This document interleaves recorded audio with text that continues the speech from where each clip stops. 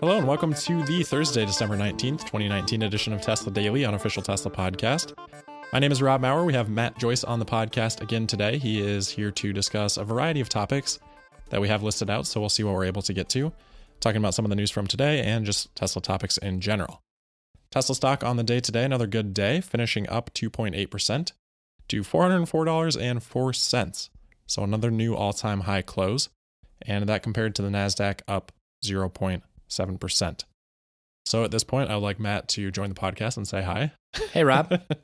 Thanks for bearing with me through that intro. I think the first topic we're going to talk about today is Elon Musk's most recent tweet that he sent out tonight, which reads, quote, Tesla holiday software update has FSD Sneak Preview, Stardew Valley, Lost Backgammon, and a few other things. So, what do we think about this? Have you ever heard of Stardew Valley? I had not, but I did Google it briefly before this. It looks kind of like Zelda, doesn't it?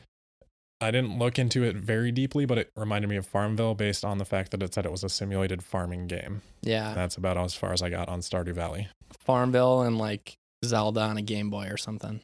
Interesting. Yeah. Extra game. Lost Backgammon, I also Googled, and It's not just normal backgammon. Themed after the show Lost, because that was really all that was coming up. So I don't think there's actually a game called Lost Backgammon unless I'm missing that, but maybe now there will be. So that might be a custom thing. A few other things, and then obviously the big thing here would be the FSD Sneak Preview. So previously, Elon had said that they're targeting the end of the year for feature complete full self-driving, and now we're approaching the end of the year, and looks like we're maybe not getting fully there. Although he did say beta release. Yeah, what do you think sneak preview means? I don't know. And I wonder if it'll only go to full self-driving customers or if it'll go out to kind of everyone as more of like an Easter egg type of thing. It's recognition of stoplights and stop signs and automatic city driving. So how do you sneak that preview? I don't understand. I don't either. And how do you recognize the full self-driving revenue with a sneak preview? I don't think it's about that as much as them wanting to show the progress that they're making. Yeah. I mean, it'll be early access program, obviously, pushed out to You think it will be, though? Because I don't know if he would tweet about it if it was just going to be an early access program. Well, it's too late to... And it sounds like this is a broader update based on the fact that he's saying, like, Tesla holiday software update has FSD Sneak Preview. That, to me, doesn't seem like just early access. But early access always gets the new beta features so that they can test it and work the bugs out and then release it to a wider group of vehicles. So why would they all of a sudden change that fundamentally logical strategy? Right. It does make sense. Do you agree, though, that the tweet reads as such that it would be a broader update? Well, I'm hoping so, because that means Right. I would get it relatively soon, like within the next couple weeks. Right. That would be awesome. But I don't know what it means and why early access hasn't gotten it already if I'm going to get something in like 2 weeks. Yeah, and then that doesn't address the sneak preview part, like what that would mean. So, I don't know. I think that's our conclusion on this, is we're confused. I think it might be Elon covering his promise of full self-driving feature complete by the end of the year. What do you think about that? For that reason alone? Well, I don't know what a sneak preview is, but he did promise full self-driving. Well, he didn't promise. He said that they think that they can do it. I think he did hedge it a little bit, saying that's the goal. We don't know if we can do it. Yeah, didn't promise, but he did say, I think we will have full self-driving feature complete by the end of 2019. Early access, end of the year. Yep. And his credibility has been restored a lot lately, which is awesome. Yep. And I think he's learning. Trying to maintain some of that. Yeah. And this might be some of that maintenance where it's like, might be a little early to push out automatic city driving and stop signs and stoplight recognition and complex traffic situations and all that stuff that I experienced at Autonomy Day for the full self-driving demo. Right. But maybe we'll give somebody a sneak preview and maybe some of that stuff, and then I can say, oh, I got a lot of this, I got it done by 2019. Check the box. Yeah. Maybe sneak preview is a covert way of saying like ultra beta, like a beta of a beta.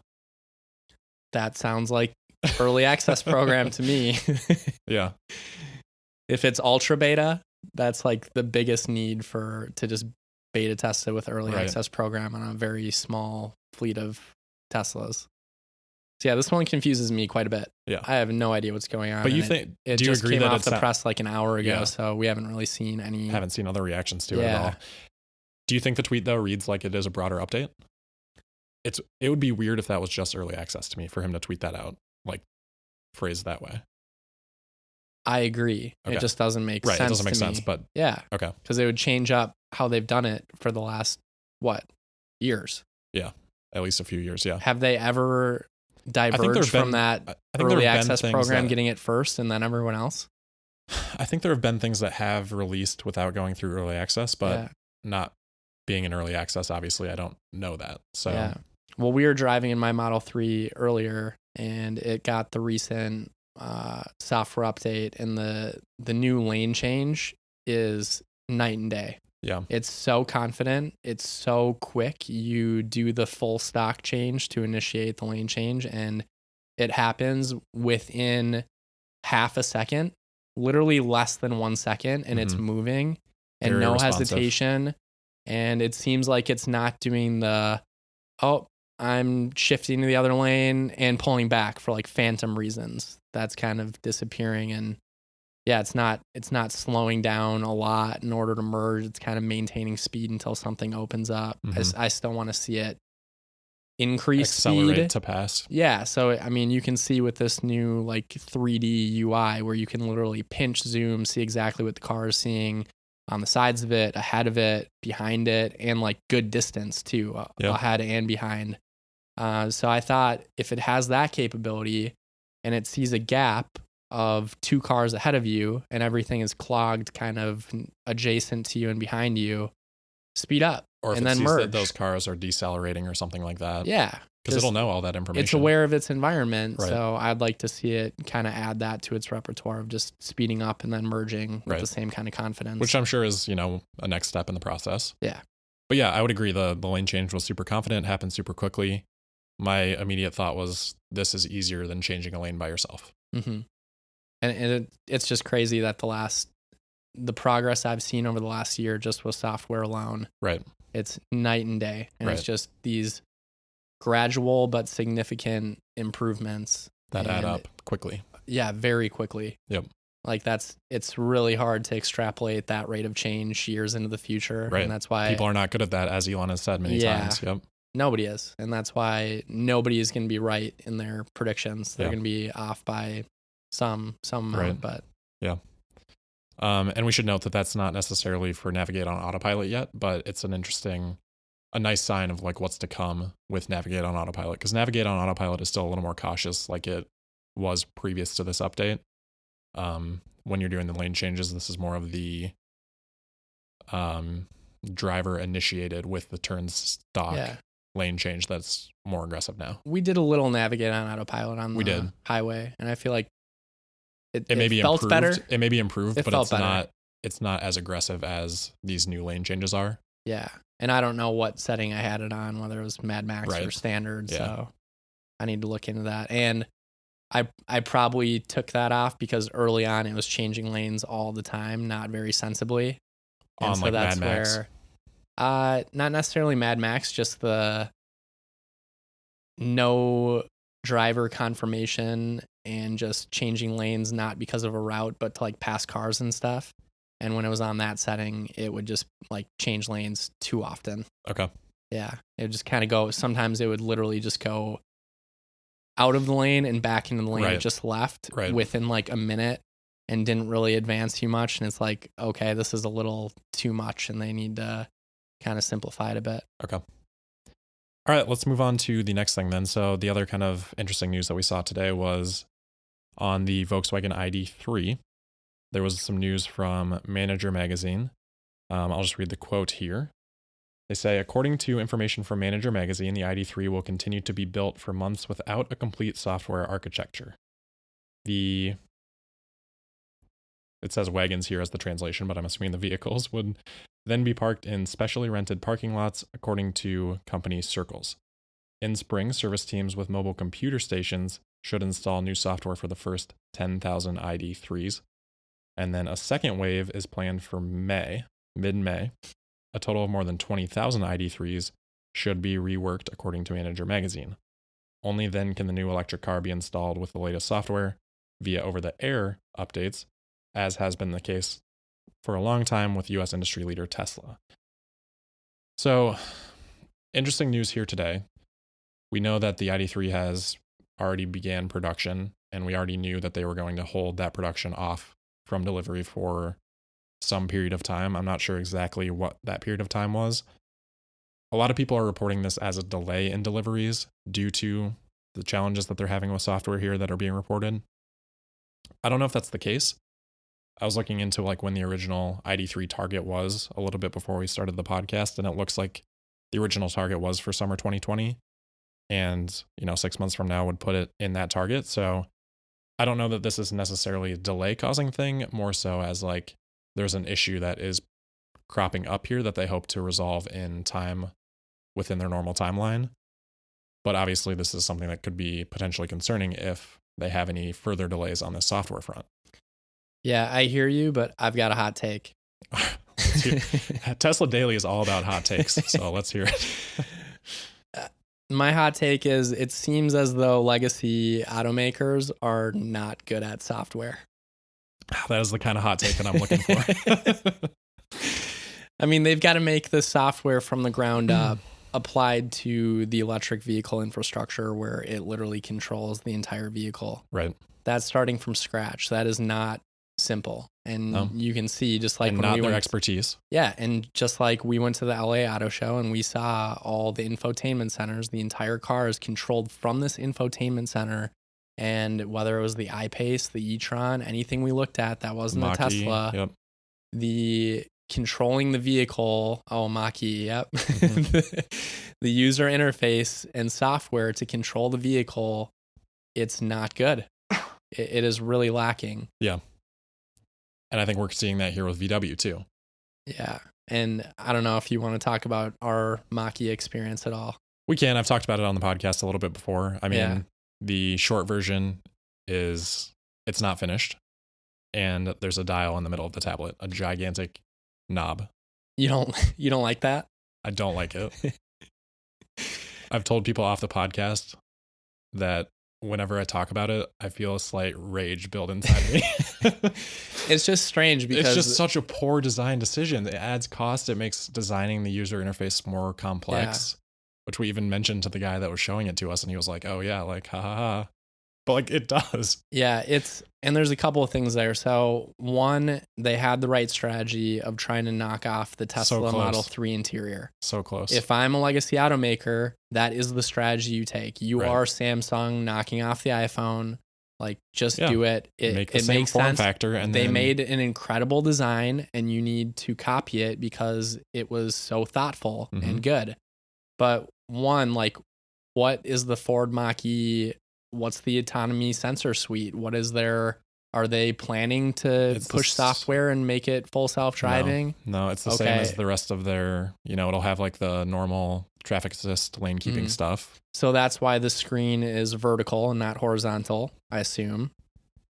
I don't even know if that plays into it, but maybe, yeah. Well, if you're going to have full self-driving, then you want a horizontal screen for entertainment purposes while the car's driving around. Like that's a no-brainer decision that Tesla showed us going from the S and X to the Model 3. Right. And Ford decides to go vertical. And then, okay, you went vertical, not that bad, kind of lacking on the entertainment front. You're not going full autonomy anyways, it seems. But then you put that giant analog dial onto the quote-unquote iPad. Yeah. It like hit your head. It's like, who is making these decisions? I don't know. Doesn't that add complexity too? Yeah, that's the whole point. It adds production complexity, which adds cost. And then it adds software complexity, which adds cost. And it's just like, why? For a worse user experience. There's just no point to it. Maybe the point is so that Ford can say, oh, we didn't copy Tesla. And then they can say, so they have something different. That's it's safer to adjust volume by touching a physical analog with your hand that you can reach out and feel versus like looking up and taking your eyes off the road, which also doesn't make sense because you have scroll wheels with the Tesla. That's all fine, but you have that right there on the wheel. Yeah. There is no Which I don't remember. I don't really remember from the wheel if were there analog controls on the wheel. I'm trying to remember. I think they were like buttons. Yeah. Yeah. We'll have to look back at the video. I don't know about any scroll wheels, but there were definitely like more buttons than the Model 3, obviously. Yeah. But I mean, same thing with the I-Pace. And we had talked about this, but when they had that range update, that was a software update allowing 7 or 8% more range, which is a great update. Yeah. People have to take that into the dealership. It's not an over-the-air update. They have to go to the dealership to get that applied. And an interesting part of that update is that it's supposed to enable more over-the-air updates in the future. So they're getting there, but it's just taking them a long time. And they're, it's the machine that builds the machine. It's just like clear advantage for Tesla. And I think it's showing up here in VW. And I think this is just going to be very interesting to track as we get closer to launch, because if they don't have their software ready by the time that these vehicles are supposed to ship, like they can't ship them. Like that's a critical bottleneck. Yeah. What part of this do you think is an intentional delay, kind of like what we've seen with other EVs, where it might be related to the tax credit structure, right? Where people are building and stockpiling these electric vehicles and waiting to sell them on purpose, which is normally the exact opposite business model of auto manufacturers. Can you shed some light there? Potentially, probably not a ton, but yeah. So as we said, I think VW has already started production on them. I've read November, and they're obviously not delivering them. So that could be this software thing. But I think from the beginning, they always said that it was not going to be, as we said, until like mid 2020. So like, why would you build a bunch of vehicles and not really deliver them and just sit them on a parking lot? Doesn't really make a lot of sense. And we've seen this from other EV programs as well. Do you know any of them? Like I feel like I've read about them, but there's none on the top of my head. So the EQC, aren't they building them, but like not really shipping them yet? That's what I was looking for, because we're going to talk a little bit about the EQC. I'm not certain about that. Yeah, but I feel like that's but I was trying to look up the delivery numbers and I didn't see much for it. Yeah. But so what's the logic of, if they are stockpiling, why is that beneficial and a good strategy for the legacy autos? Right. So I don't have like the European credit situation in front of me right now, but as we know, like Fiat Chrysler has struck a deal with Tesla to buy credits from them, allegedly up to $2 billion over a few years, to buy credits from Tesla to offset the emissions that their fleet that they're planning to sell is going to produce. So because of the requirements that Europe has, they need to be at a certain emissions level.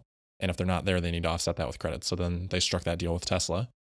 So what could be a case with some of these other people if they are delaying deliveries of electric vehicles from 2019 to say 2020? A possible reason for that would be if they're already meeting the requirements for 2019, they might withhold some of those vehicles to then capture the credits from those EV sales in 2020 rather than taking them to 2019. What I don't know is if those credits maybe roll over. I know the structure in China with sort of their new energy vehicle credits, those do roll over, but they're only at a 50% rate from 2020 forward. 2019 is still 100%, but it could be a possible reason. I think something we'd need to look into a little bit more, but I think worth discussing. Do you think that all of these EV programs, except for maybe the ID3 and Volkswagen, are quote unquote compliance vehicles? Kinda. That's what I feel like a lot of people have been asking that with the Mach-E, because Ford has said that they're going to start with production going to Europe and the US, but like normally a rollout like that would start domestically and then internationally after that, like what we saw Tesla do. But, Ford probably needs those electric vehicle credits, so they're probably going to start shipping it to Europe as soon as they possibly can. So that's a hint that maybe it is a compliance vehicle. A counterpoint to that would be that they do plan to sell it in all 50 states. Another counterpoint would be that it is the Mustang brand. So presumably it's something that Ford is putting a lot of effort into and trying to stand behind. They don't want that to flop unit sales wise. I wouldn't think so. I mean, that would damage the Ford brand, I would think. So I don't know. Well, the Mach-E is actually priced well enough in theory to go beyond that compliance status. When with the tax credit, I think it's, it's a relatively compelling option versus the Model Y, at least where the Model Y is positioned right now. That could improve, but same with the ID3, especially in Europe where that form factor is desirable. Besides that though, I-Pace, EQC, e-tron, those price points, it seems like, can those ever go beyond that compliance vehicle? But I don't know if that's a function of them being designed as compliance vehicles or a function of that's the best they can do, and thus the volume is such that it becomes a volume. I'm wondering, is it intentional or not? Right. To me, I don't know. I think the I-Pace was a legitimate effort by Jaguar, and I think it seems to be selling decently well outside of the US. Like I think I read, I'm probably going to get this wrong, but I think I read that it was, 12 to 15% of like Jaguar's sales. Mm-hmm. So, I mean, that's a decent effort for like your first electric vehicle to be that % of your fleet already. Like that's pretty solid. What are they discounting it in Europe though? I don't know. Because there have been the Tesla Conquest thing. Oh my gosh. $3,000 if you're a Tesla owner. Yeah. So, and then like the $7,000 discount. You've got the MSRP discount off of MSRP, the Conquest, and then on top of all that, so I think it's $15,000 discount off of the $69,000 MSRP. Right, because it was like that $7,000, $3,000, and then like the $7,500 federal tax credit. So they get the full tax credit still. So that ends up being $22,500. Well, I think it was 15 in total. No, 15 plus the federal tax credit. Okay. I did this. Yeah. And it was $22,500 off the MSRP, which is like $75K or something, $75.80, and they still can't sell it. Right. This is an audio only podcast. So Matt's sitting there with his mouth open, shaking his head. Can you imagine the bear arguments for Teslas? Oh, they ran through the premium Model 3 trim demand, and now they have to quote unquote cut prices. And you can get enough demand if you cut prices enough. Right. But every other competitor does that day in, day out with not even a comment. Yeah. Same thing applies to this ID3 thing. Like imagine if Tesla was stocking up 30,000, 20,000 of their Model 3s, like when it first started shipping, like the media would have been attacking them relentlessly. No, if that was especially Tesla, it's not like people would be hiring drones and planes to go check out those parking lots. Never. That would not be a thing. And no posting chance. On Twitter. No, nobody does stuff like that. But yeah, I mean, I don't know. In terms of the compliance factor, I think there's probably a mix of like they needed to do it anyway, and then they gave it their best shot, and this is their best shot.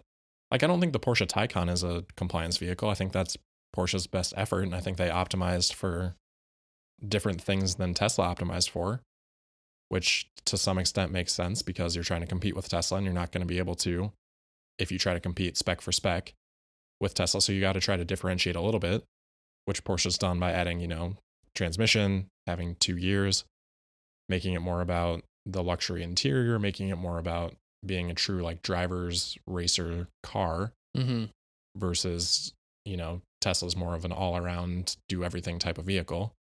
Yeah. Worse 0 to 60, but maybe a little more punch at higher speeds with that maybe 2-speed transmission. Less body roll or whatever, maybe a little bit better in and out of corners. So I think they optimized for some of that. Heavy. And very heavy. Yeah. But obviously they did that at the expense of efficiency, which I think you just added it to your core efficiency table, right? Which I assume most listeners are probably familiar with, but it just kind of, well, you can go ahead and explain it.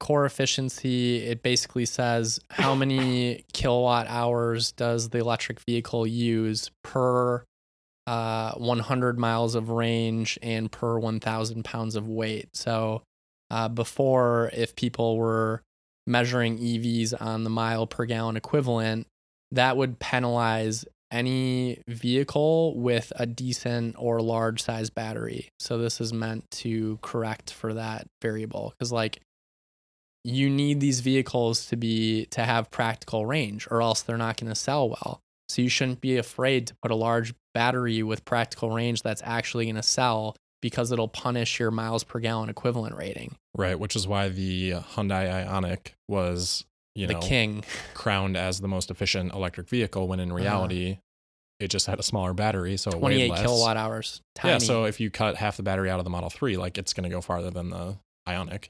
Yeah, if you put a Tesla's 28... not going to offer that because nobody wants a 120-mile range.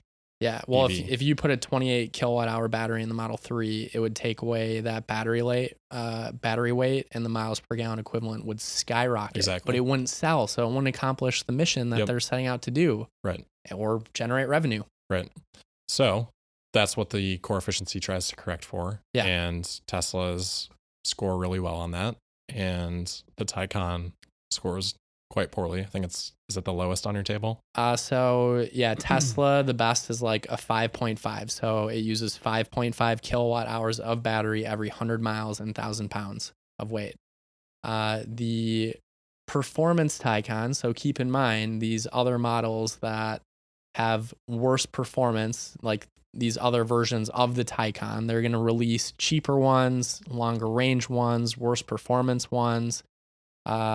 Should have. So is this a turbo that you have on the one that just got the EPA rating? The performance Taycan turbo, it's like a 9.2, which is like basically tied with the BMW i3 as the worst core efficiency of basically any like legit EV that we've tracked. Which the i3 came out, 2014 or something like that? It was a while ago. And that thing used to be the miles per gallon equivalent king. Right. Before Hyundai took it over with the Ioniq. Panels and stuff, yeah. Yeah, and it's tiny. I mean, it's short. Mm-hmm. Yeah, so anyway, they clearly optimized for different things than Tesla did, which, there's some upside to doing that, but I think at too big of a cost. And then there's obviously just some inherent disadvantage that they have versus Tesla, where they're not able to be competitive, and that's even setting aside price. Like if you threw price into that table, that would make the gap even more extreme. Yeah, you could say some of that goes on the interior and stuff, but that's not making up $60,000 in price difference. I actually have thrown price into it. So how much are you paying for that? And Hyundai is actually pretty good with the Kona. It's like really good value prop. If you're just talking straight up, if you only need that certain level of range. Exactly. Mm-hmm. Price for core efficiency, the Hyundai Kona is it's still behind Tesla, but it's like a decent gap, not a giant gap like everyone else. Right. But then you got to factor in the user interface, the driver assist, the supercharger network, autonomy, the aesthetics, the cargo capacity, like design, like the app, it just goes haywire from there. Right. And I don't know what they're doing, but like they seem to be pretty good at efficiency. Yeah, the Ioniq, the Kona. I don't know. I haven't really looked into like what they have slated for their future lineup. So that's something that should be probably considered. Yeah, I just want to know like what they're doing that the other, competition isn't. Yeah.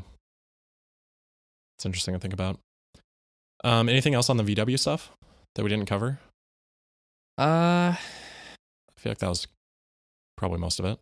I mean, I'm happy that they seem to actually be going beyond compliance and they're investing a lot of their future into actually trying to transition. Mm-hmm. And especially with the whole Dieselgate thing, like if you're trying to redeem yourself, that's the way to do it. So I would have expected better though from VW, because it's like the Taycan is like pretty uncompetitive. The ID3, what's it going to start at like 40,000 and looks pretty uncompetitive. I thought it was like 35 and below. That may be in the later version. I don't know. I don't have it in front of me, but even if it is 35, like that's 35 or 33, I thought. Yeah. And maybe that's like post incentives that I saw, but it's definitely, I mean, they're going to undercut Tesla and they'll probably try to pull like the, Samsung to Apple where, hey, we'll give you the premium market. We're going to try to do big volume in a larger total addressable market based on price. And yeah, our profit margins aren't going to be as big, but we're going to do big volume and make like a much smaller portion of the profitability in the whole EV segment. And Tesla's going to take the lion's share, but we'll be like a a solid number 2. Yeah, I mean, I think that's the hope. We'll just have to see if it's competitive enough to do that. Yeah, and I don't know that it is yet. Here's the thing, like right now the ID3 is in a nice niche. It's smaller. That small form factor, kind of hatchbacky style in Europe is super popular. Yep.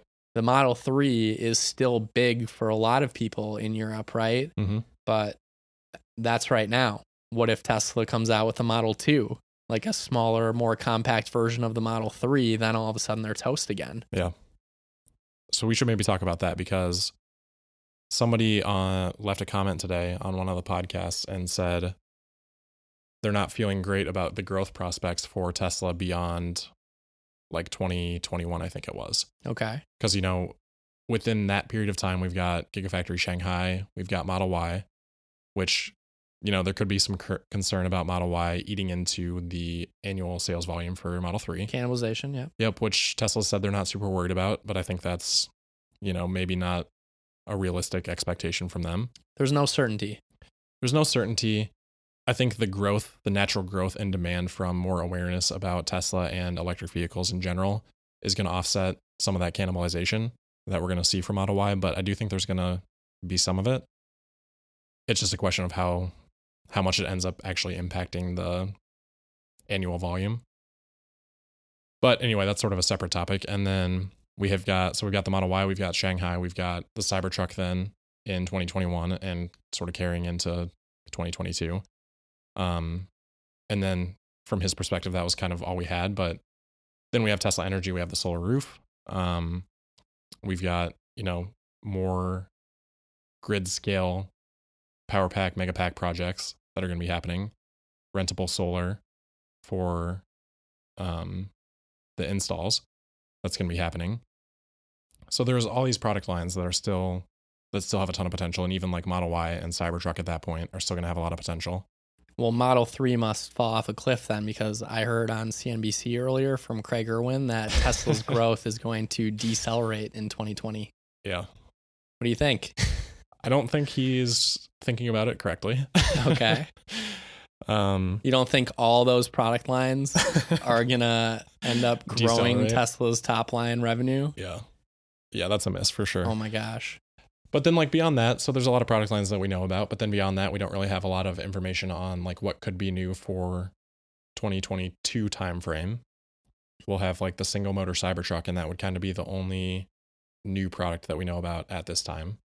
Oh, then we've also got the Semi and the Roadster. Mm-hmm. That'll be happening, 2020, 2021. So there's a lot there. And that was kind of my response, is like, we have all of these different product lines. But then heading into 2022, we don't have as much that we know about today, versus if we think back 2017, so 2 years ago from here, mm-hmm. or even 2016, I think we knew at that point that there would be like a compact SUV version of the Model Y, Model 3, mm-hmm. I mean, which eventually became the Model Y. I think we knew there'd be a pickup truck.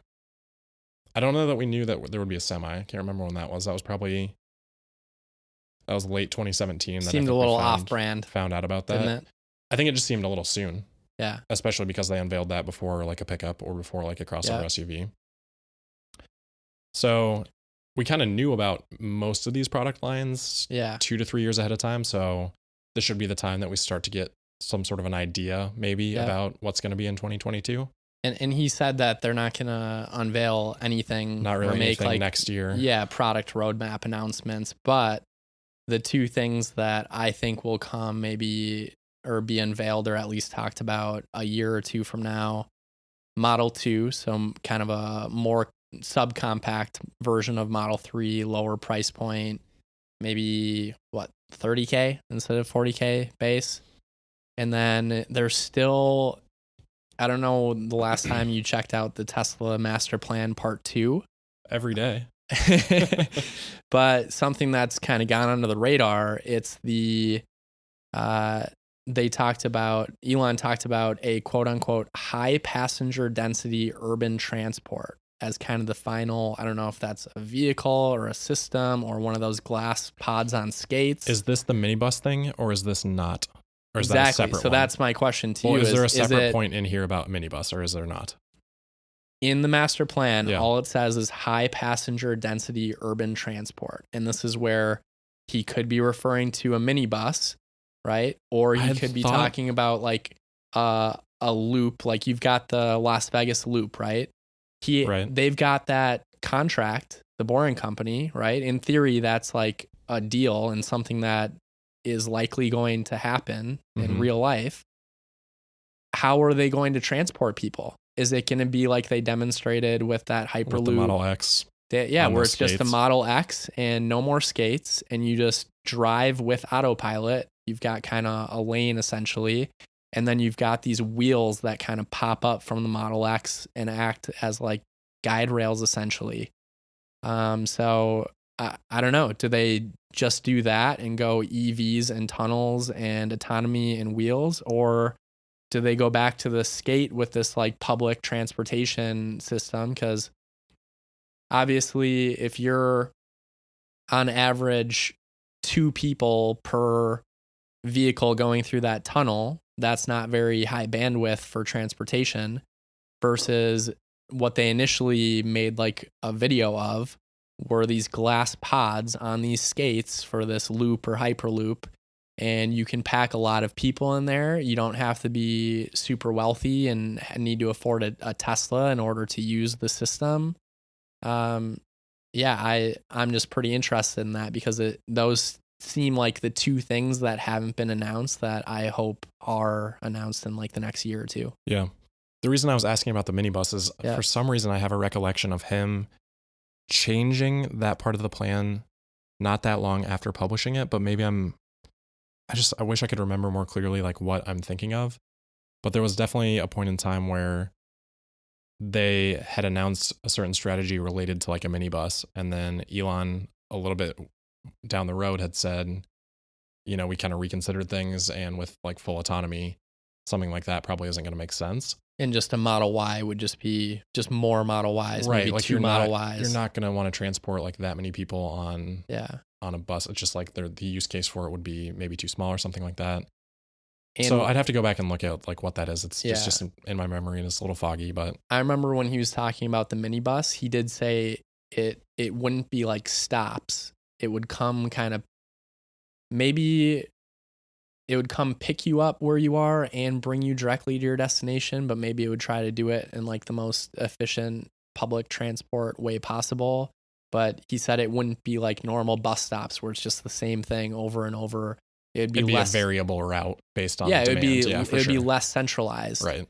And so maybe with that concept, he's like, scrap that. Maybe just fit half as many people in Model Y, and then the economics of, you know, full autonomy. Because you can all take your own precise individual route versus having to stop here, stop there. So a lot more efficient route. Right. The economics are such a game changer that it wouldn't be that drastic of an impact, and just a lot more pleasurable. But either way, this Las Vegas thing is happening.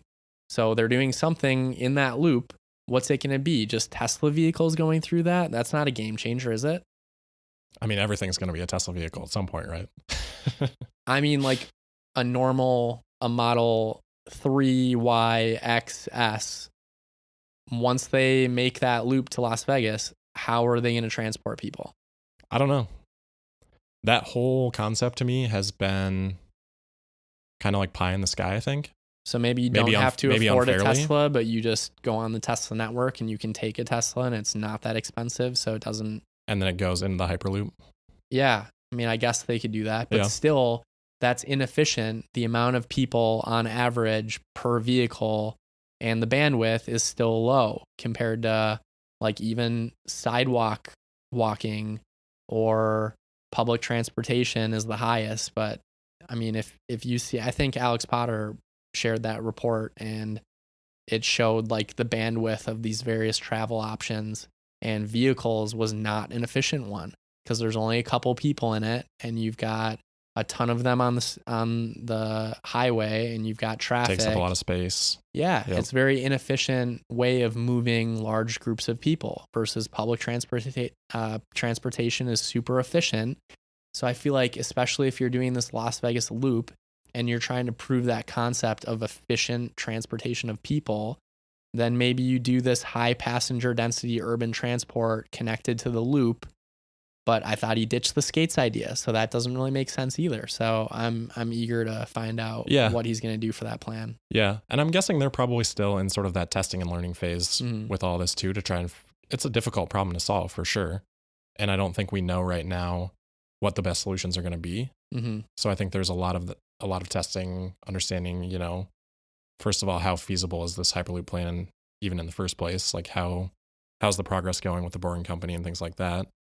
Because we've seen some projects from them, but we haven't seen, you know, all that many. And I don't think they've gotten a completed project yet.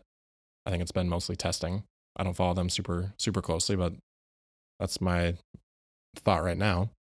So yeah, I think a lot still to learn on that. It's a super interesting topic, but I don't think any of that is going to come back around to be like revenue stuff for, you know, the 2022 timeline. So do you think a Model 2 type of situation could happen in that period of time?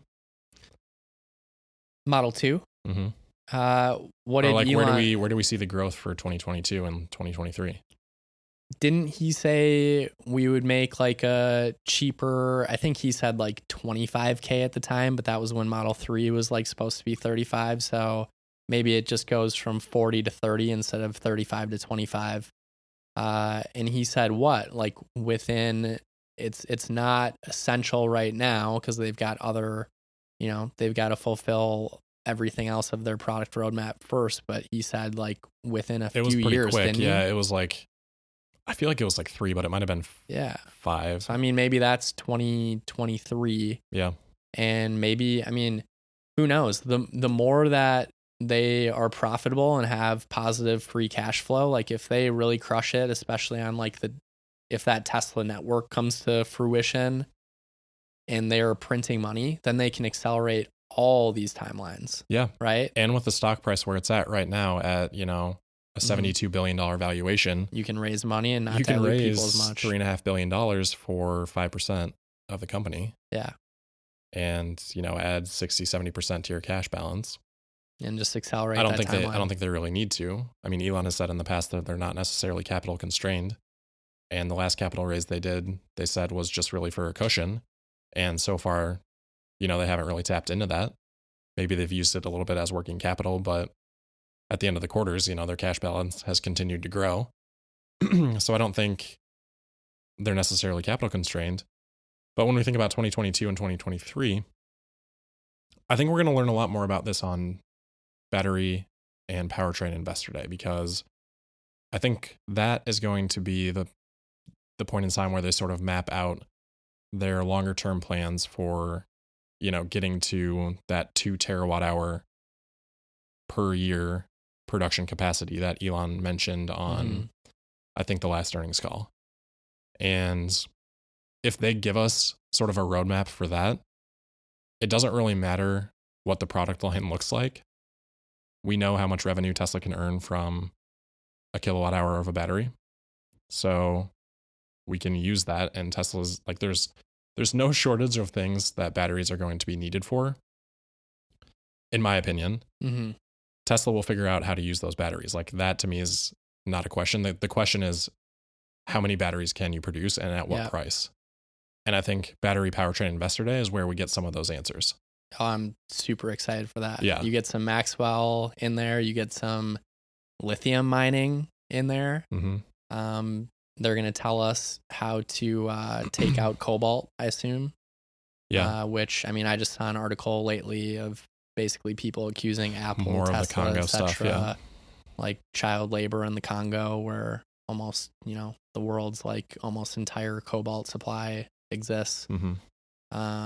Yeah, that's going to be an awesome day. And I think it's going to, well, maybe not everyone. I feel like there's so many skeptics, but we're going to watch that, and we're just going to be like, wow, they are so far ahead and planning so far into the future. It's crazy. Yeah. The environment, though, and the sentiment for Tesla is very different right now than it was in, you know, March of 2019. Funny what all-time highs will do. Or April. Yeah. Than it was for Autonomy Day. And, they did Autonomy Day and they showed the full self-driving computer and they talked about their roadmap and the stock went down. That was shocking to me. I was not surprised at that point. Sentiment was so bad. And like they had just done all of the, that sudden release of the standard range Model 3 and Q1 demand was looking pretty poor. That Elon said they're closing all the stores. Oh, wait, we're not closing all the stores within a couple of weeks. Like it was kind of a mess. All that stuff outweighs the best technical strategy autonomy ever. Stuff. Yeah. But that's the whole point, is that now we're in this super different environment where Q4 Tesla's raised prices 3 times now. Mm-hmm. We are already starting to sell vehicles into Q1 in Europe. It's been for a few weeks now. Similar thing in China. And now the US is into Q1 already. And the tax credit expiration is less of a cliff this time.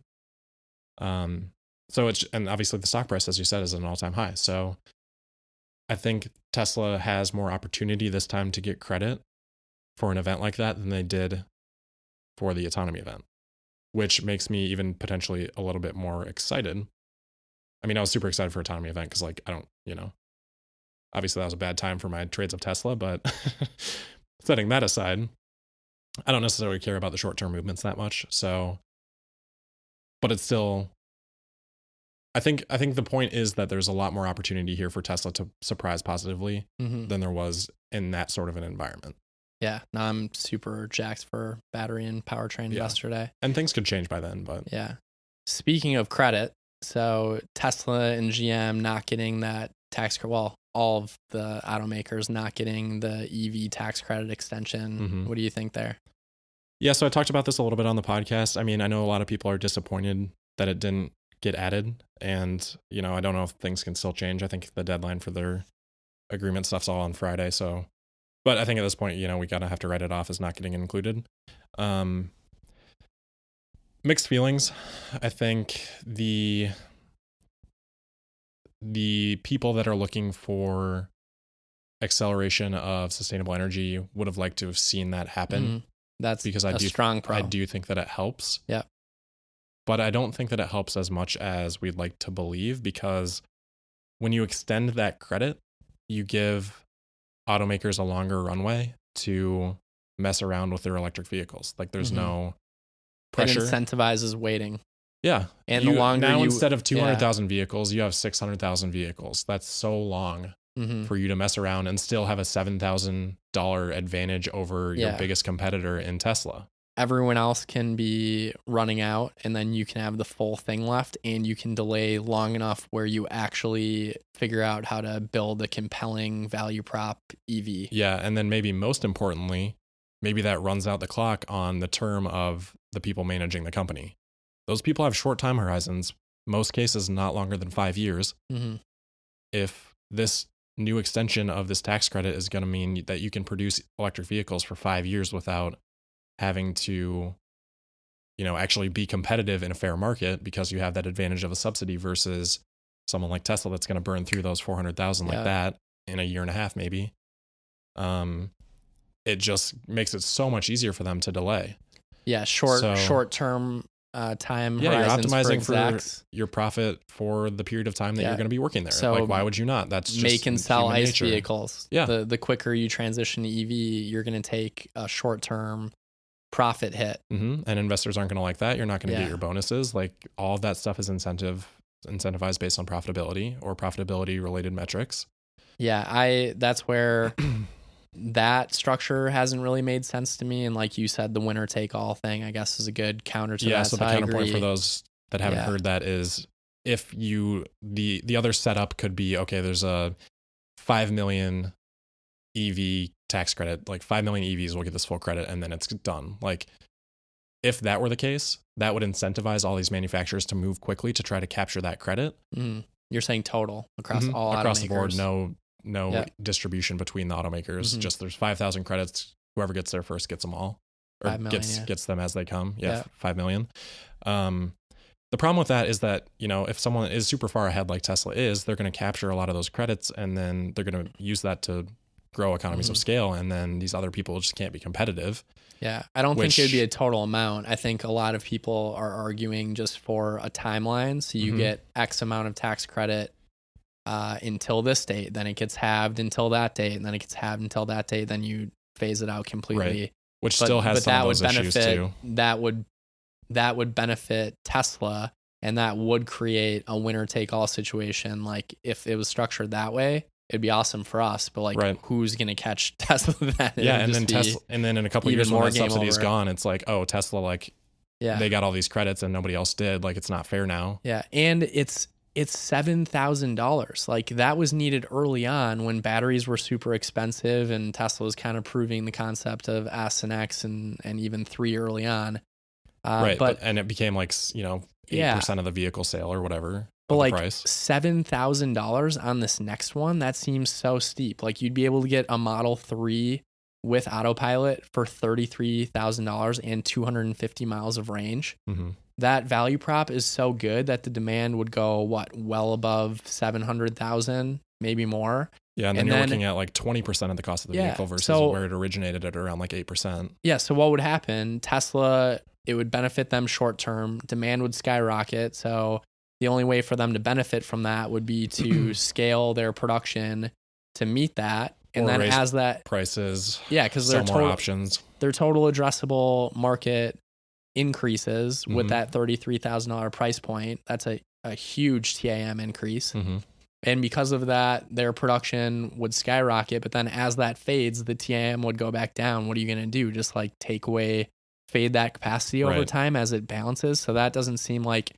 Which is why I think you optimize for the pricing instead of the actual production, in which case is the EV credit actually doing that much anyway. Yeah, exactly. Right. So you're not kind of getting the world more EVs. You're just giving Tesla an amazing gross margin, right? If that were to happen. You could argue would help accelerate things. Like, they're going to then use that money to further accelerate things. So I think there's some merit to that, but it's just like a very indirect way of going about doing that. But even if that happens, they raise prices, they print money, their gross margins are high, then you get, once again, the perception that Tesla is only able to be sustainable because of EV subsidies. Yep. And I think it's kind of good for people to realize, okay, this $7,500 tax credit that then got halved and halved again and phased out, it was meant to accelerate the transition and introduce this new superior technology that's only going to get better and better, but it's chicken or egg, because you need to get there first with some value proposition that makes economic sense. And they got there, and now they're scaling, and that volume of scale is bringing price down, and now it's just a better value prop than ICE, even with oil and gas subsidies. Mm-hmm. Now, EVs don't have to pay for roads through the gas tax, so that needs to be balanced out as well. Which a lot of states are working on. There will be higher fees annually for electric vehicles. Mm-hmm. But it did its job, and I don't know. I think that I'm not that disappointed that it didn't go through, because I want Tesla to be seen as, okay, this is sustainable. EVs are here to stay, and not only is it going to be profitable and free cash flow positive, but Tesla is going to have the highest gross margins of any automaker in history, at least with large scale. I don't know about like some small scale sports, you know, I don't know. Bugatti or whatever. Yeah. I mean, I fully agree with that point of view. Like, my ideal state would have been, I think, a small credit that has some balance between giving manufacturers that time that they need to get to scale so that they can be competitive, so that it's not a winner-take-all situation, but then also some structure in there that is time-based that actually does incentivize them to act, because right now I don't think there's much incentive to do that. And I think if this had gone through, there would have been even less incentive, so it could have actually ended up delaying some of these people. So I'm also not that disappointed. Yeah, for Tesla stock, it would have been awesome. Maybe if that had gone through, we'd be at like 450 right now. Who knows? But overall, I don't think it's necessarily a bad thing for the adoption of EVs. What if Tesla starts cleaning up, people realize like, all right, EVs are the future. They're super far ahead. EVs start cannibalizing ICE for, in a significant way for the first time. That puts a lot of pressure on these large legacy automakers. Do you think Fiat Chrysler, Peugeot, they just merged. Mm-hmm. Do you think that this like consolidation trend continues in the future? Because like, think of how many smartphone manufacturers. There used to be a lot that kind of took their share. Nokia was like the biggest one by far volume wise, but I feel like there was a lot more smart or normal phone manufacturers. You got like BlackBerry, LG, like a lot of those different companies. Some of them still around today, but and a lot of those disappeared. These car companies, like big time capital expenditures, these kind of leveraged capital structures where kind of the bigger they are, the harder they fall. But at the same time, if you consolidate, maybe you become stronger. Like which one is bigger and like maybe last a little bit longer and then fall harder? Yeah. I think that's more my point of view. So yeah, that leads us well into this sort of like merger conversation. That consolidation is better? No, that it will benefit them in the short term. Yeah. And then eventually those benefits will cease to exist and then they will end up falling harder. Okay. That's sort of my point of view. Less nimble. So that is exactly what I wanted to talk about. So Fiat Chrysler and Peugeot, PSA, agreed to merger today. So they signed a binding combination agreement for a 50-50 merger of their business. So it still needs to go through all the regulatory and shareholder approval and stuff. They expect that to take 12 to 15 months. So this isn't happening today, but the intent is there with a signed agreement. But in their press release on this, they said some interesting things, one of which was, quote, "The gains in efficiency derived from larger volumes, as well as the benefits of uniting the two companies' strengths and core competencies, will ensure the combined business can offer all its customers best-in-class products, technologies, and services, and respond with increased agility to the shift taking place in this highly demanding sector." So this is something I wanted to talk about because if you're trying to increase agility, generally that does not mean doubling the size of your organization. That does not increase agility generally, especially when we're talking about the scale of businesses that these two businesses are. Like, this is massive.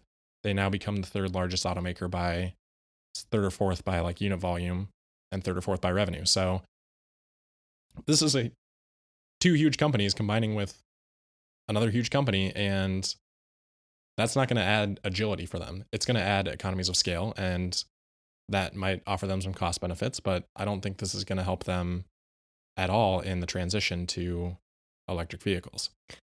Yeah, I mean, they're fourth now, so combined, they are 8.7 million vehicles sold per year. So that's behind Toyota, 10.6, Renault, Nissan, Mitsubishi, 10.8, and then Volkswagen, 10.8, which is another, I saw that and I was a little thrown off because like Toyota sells slightly less vehicles per year than Volkswagen. Yet Toyota is over like 200 billion market cap, yeah. over twice as valuable. Mm-hmm. And I know we talked about this earlier, and you were saying maybe better gross margins. But when I think of Toyota, I don't think of premium gross margin vehicles. I think of that when I think of Volkswagen, Audi.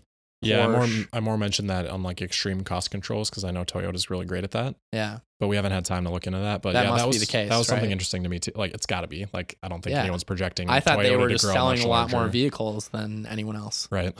Yeah, I don't know. That's something to look into for sure.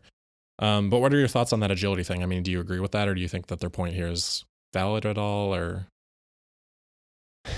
do you think this helps them? I don't know. EVs? I don't know enough about the strengths and weakness of each. Right. Just like if you've got a company and you want to be hiring, you want to hire people that have strengths where you're weakest. So maybe it's like that type of situation, but I'm not familiar enough to know if that's the case here. Well, I think that tells us kind of all we need to know. Like, there aren't any major EVs from, really any of these companies. Like Fiat Chrysler doesn't really have anything. They've got like the Pacifica hybrid that they're working with Waymo on. Yeah. But as far as pure EVs go, maybe they have one and I'm blanking on it, but I don't think they have anything that's of note. And then like Peugeot, like, I don't follow them closely either, but I think we would know if there was something significant happening in either company, and I don't think there is. Yeah, I'm not too familiar with either of them, but the logic doesn't seem like a no-brainer. Just like, we're going to be bigger and take advantage of economies of and scale that will help us move faster, and leverage buying power. It's like, okay, well, that's an argument for all of these companies to just consolidate. Yeah. If that's such a no-brainer. So yeah, it seems like a risk reward proposition where more risk, potentially more reward from economies of scale, but also you could just be like your capital structure. And I think it's almost the opposite. I feel like it like de-risks them from some extent because they do have that scale, and that means that they can survive a little bit longer on like what they've got, I think. But I can see it. Yeah, but I just don't see this at all being beneficial to them. But at the same time, I also expect further consolidation, which again, I don't think will help, but it will alleviate some maybe short-term pain. And if nothing else, it's a distraction that is going to carry on for 2 years while they, go through this merger agreement, and then they work that first year to get these, cost control, economies of scale benefits in place. I think they said they expected that to cost like $3 billion or something like that. So like you've got solid 2 years of like distraction period there where you can be in this transition phase and kind of use that as an excuse to shareholders or, whoever else as more and more of management gets further tenure and gets their bonuses and stuff like that. So yeah, I just looking at this chart, I'm seeing like 12 automakers, and it's always tricky because you've got so many different brands, and then you've got like the parent company, right? So it's hard to keep them all straight, every single brand, and then you've got worldwide, Europe, all that. But you've got like 12 automakers here that have at least 1 million vehicles sold per year, and now that merger brings that to 11, and then you've got Tesla just outside of that. Just outside at 360 or whatever.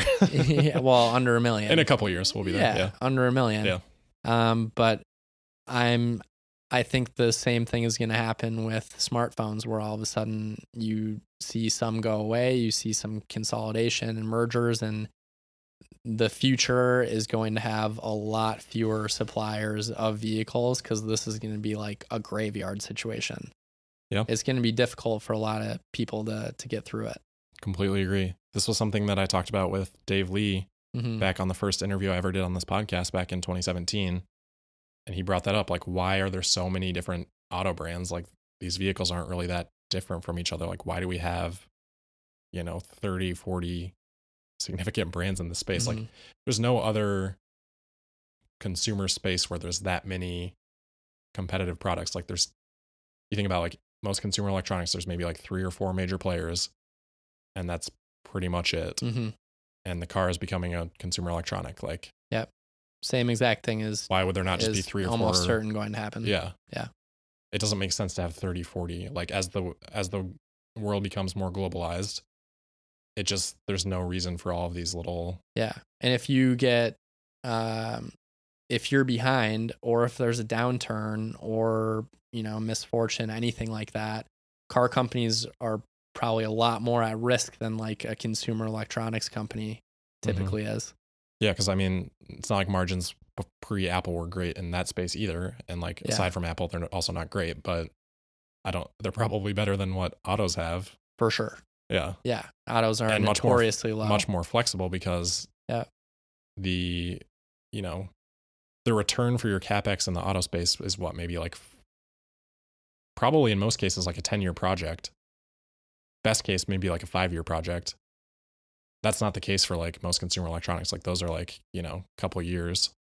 Yeah, it's going to be ugly. Yeah. And a lot of jobs are going to be lost, unfortunately. Which I think is good for Tesla to have built in Germany. To try to keep some of that blowback. Right. Because their entire economy is dependent on that. Right. I was happy. There were rumors that they were going to build in the UK and that maybe Brexit made that too complex and that it might have happened if Brexit wasn't happening. But I'm happy that it is in Berlin, in Germany, to kind of try to partner with the country instead of just trying to straight up destroy it, or at least having that perception. Agreed. All right, we're at an hour and 5 minutes, but we still have some more topics here. The other thing we want to talk about here was an interesting, I don't know, how do we define this? Like a little survey from Adam Jonas. He had a lunch with investors today, and it was a Tesla Bear Bowl luncheon in New sounds York. awesome, man. Love Yeah. to be there. Yeah. I mean, yeah, I would too. I need to host something like that. So he kind of surveyed the people that were in attendance of this and had some interesting key takeaways. So I kind of just wanted to run through those. We haven't looked through this super extensively, so this is kind of going to be our first look at this. But there are basically a few different metrics and categories here that they did surveys on, and then some results. So I'll just read this first one here, and then we can kind of talk about it. So on profitability and free cash flow, they say that 44% of the group believes Tesla will achieve consistently profitability / free cash flow between 2021 and 2023. 0% believe they will achieve this in 2020. 22% believe Tesla will never achieve consistent profitability / key free cash flow.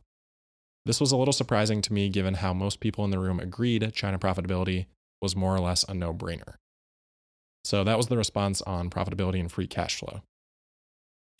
The most interesting aspect of this to me was the 22% believe that Tesla will never achieve consistent profitability and free cash flow. And this happened today.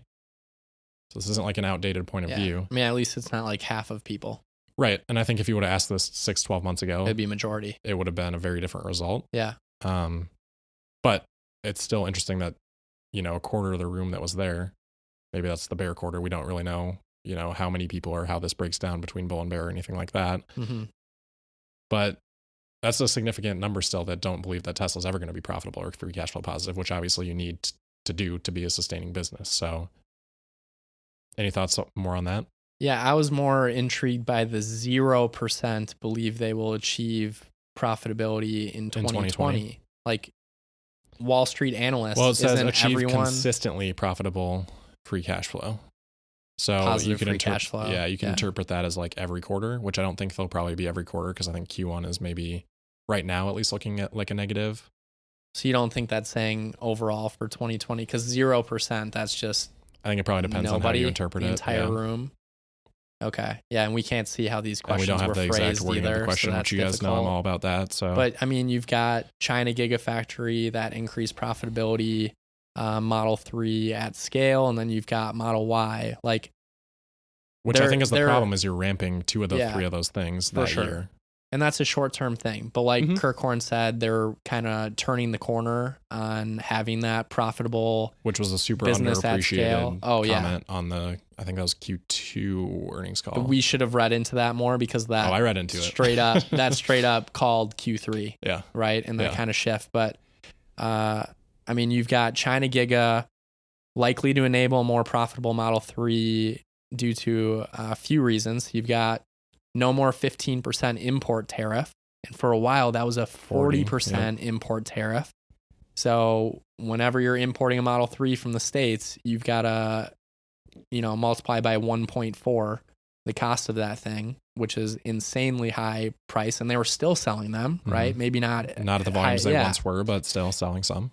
And then lower CapEx. So only $2 billion versus what was Fremont, like $5 billion. Yeah, I don't know the number, but we know that it's 50 to 65% more capital efficient than Gigafactory 1. Yeah, so roughly like 40% of the CapEx. Simplified production lines, cheaper Chinese labor. You get the local manufacturing incentives, no overseas freight, and the overseas freight. So that results in less cost and quicker inventory turnover. And this is another thing that isn't appreciated as much as it should be. But Tesla is able to, if they have a Gigafactory and they're making cars on the same continent that they're selling them, they are able to sell the vehicle before they pay their vendors for the parts, which is the holy grail for any business, right? You have that positive cash conversion cycle, which becomes increasingly positive during production ramps. Which is normally the opposite with any other business. If you're ramping, you need more working capital because you need to buy the stuff, put it together, and sell it. And normally you need to pay your own vendors before selling the product to your customers and recognizing that revenue in cash. Right. So super underrated part of why Elon wants a Gigafactory in the States, in Every China, continent. Yep. and in Europe, and then maybe more to come from there. Mm-hmm. But you're not sitting a car, an expensive, valuable car on a ship for 4 weeks or whatever it takes. So I mean, at least people are finally coming around. Those are a lot of significant factors. They're all tailwinds for why profitability is going to be increased. At least people are finally realizing that. Like that is a no-brainer. Right. Yeah, and we basically have all the numbers. Like we don't know exactly all the costs for Gigafactory Shanghai until we start to see it ramped up. But like based on what Tesla has told us, I don't think there's a very high chance that it's going to vary materially from those numbers they've shared. So like the path is very clear. It becomes a question then of demand, which we talked a lot about with Alex. So we don't have to go into that, those the Fiat Chrysler credits. What year does that start? I believe it's 2020. Okay, that's but another... I'm also not sure that we actually have the full details. Yeah, because I don't think either company has really commented on it. I think this is really just like media reports. But beyond Q1, they're already going to crush 2020. They're likely to, with profitability and positive free cash flow. If all of a sudden you throw in that Fiat Chrysler money, I mean, that's second half for sure. I think the first half depends on like when Model Y actually gets going, but I expect it to be pretty decent by, let's say, April, May. So yeah, I think Q2 should even be pretty good too. But that's kind of a wild card. So yeah, on the China piece, they said all respondents believe China will be neutral to very successful, with 56% of those believing it will be quote unquote very successful. And then on profitability, almost all respondents believe that Shanghai Giga will be more profitable, with 44% believing it will be significantly more profitable than Tesla's other operations. So at the levels we're at right now, some of what we're talking about there is priced in, but I still think once those things come to reality, it's going to just even amplify even further. So the next thing on here then was Europe. So group was fairly split, with 22% believing Tesla can do greater than 500,000 units per year. 40% believe 300,000 to 400,000, and 33% believe less than 300,000 annually. So that's referring to Gigafactory 4 Berlin annual output. Not saying by what year though, right? Not from the information that we have. Again, we don't have the full question, but presumably this is just what can this factory do? So we were talking about this a little bit before. Yep. And it looks like the European Gigafactory 4, they're going to do like a phase 1, who knows what timelines, but phase 1, 250K, phase 2, 500K, and then maybe a phase 3 that would go up to 750,000 units per year. So depending on timeline, I would be in the greater than 500,000 units per year. You'd be in the 22%. Yes. Yeah. Yeah, as would I. I mean, I think that's probably no surprise to anybody listening.